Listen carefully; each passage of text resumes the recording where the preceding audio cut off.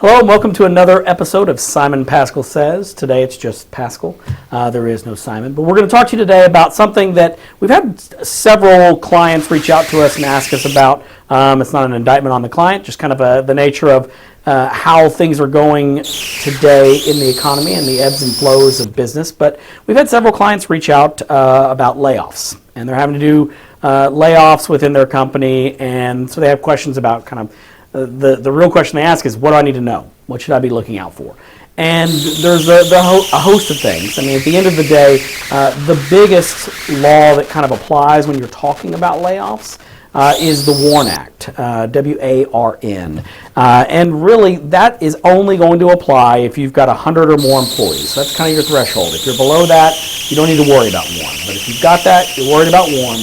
And it's got some rules about if you're closing a plant, a full facility, or there's a percentage breakdown for if you're doing this percentage of layoffs with respect to your total overall workforce. And if those things come into play, and we can get you those details if that's details you're looking for, but if that comes into play, then you've got to give 60 days notice before you do those layoffs. You've got to run through a couple of other notifications when it comes to WARN. So just something to think about if you're a bigger employer. Think about WARN.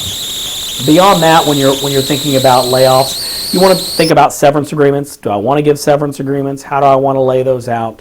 But really, at the end of the day, for the most part, in Texas, absent WARN, you're really going to have a lot of leeway as an employer on how you handle your layoffs, how you make notifications, how you carry those out. But make sure you check those things before you kind of move on those layoffs. So there's your quick tip of the day when it comes to reductions in force in the workplace. Tune in next time. We'll have another great topic here on Simon Pascal Says.